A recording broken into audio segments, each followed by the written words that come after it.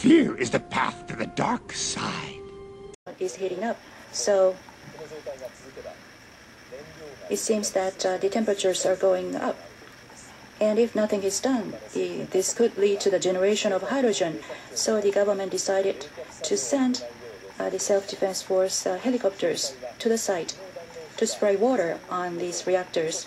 Self-defense forces gave up a plan to do this operation yesterday, but today, self-defense forces sent UH-60 helicopter to do monitoring the radiation level.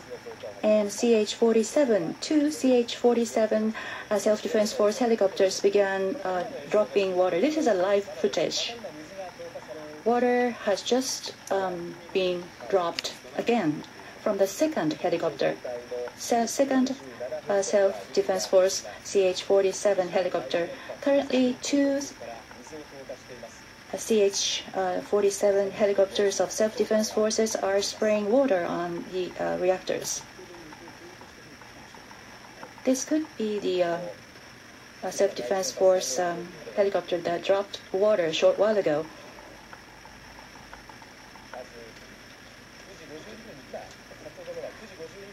So the latest dropping of the water took place at 9:52.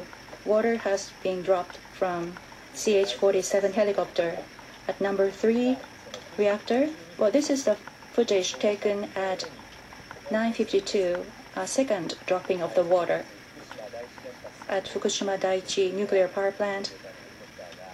Self-defense force helicopters had just dropped the water on the reactors. The first time was 9:48 a.m. and the second time took place at 9:52 a.m. It seems like the first dropping of the water was very successful. In a large amount of water seems to have been dropped in the first operation, but the second dropping seems to be rather, well, the water seems to have dispersed. But we don't know for sure what is the wind velocity right now. This is a live footage again. This is the third dropping of the water. Self-defense force helicopters are spraying water on the reactor. This is a third dropping of the water. They are dropping water above, they are carrying out an operation above number 3 and number 4 reactors. Well, it appears that the water has been just dropped on number 4 reactor. The first time took place at 9:48 a.m. and the second time took place at 9:52, and the third dropping occurred at 9:54 a.m. It appears that the third dropping of the water was for number 4 reactor. Currently, you are watching number 3 and number 4 reactors on the screen. Self-defense forces started spraying water on the reactors. Matthew, I'm sure you've heard there Sanjay and Anderson talking about what's going on with this plant.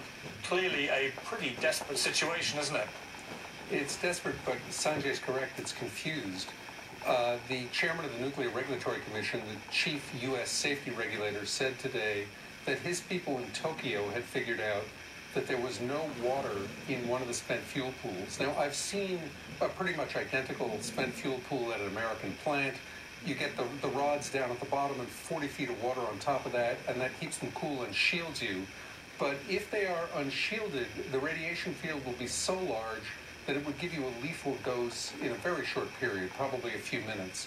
If this is true, there's also some risk that those rods will not only overheat, they don't heat up as fast as the ones in the reactors because they've been out for longer, but they'll not only overheat, but they could catch fire, and there's enough energy in the fire to drive the smoke high up and send the stuff over a long distance. So this is indeed difficult and worrisome if true. And it would make it very difficult to continue to do work on the other reactors. You could end up with fratricide. You could end up with a problem at one reactor causing you to have to abandon the others. I mean, Anderson was referring earlier to reports that there are helicopters actually dropping water onto these reactors. What did you make of that? Well, the building has been blown away, the secondary containment on a couple of these places, so you could, in theory, drop water in. In ordinary circumstances, if you interrupt the cooling on a spent fuel pool, it'll take days before it boils and days before you have a real problem. They reported early on that one of these pools had been damaged in the earthquake, and it's up in the air, meaning it could have crack, it could drain.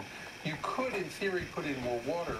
The downside is, if you drop water from a great height, you can rearrange the racks of fuel inside, and you could get in theory, a nuclear reaction in the pool instead of the reactor.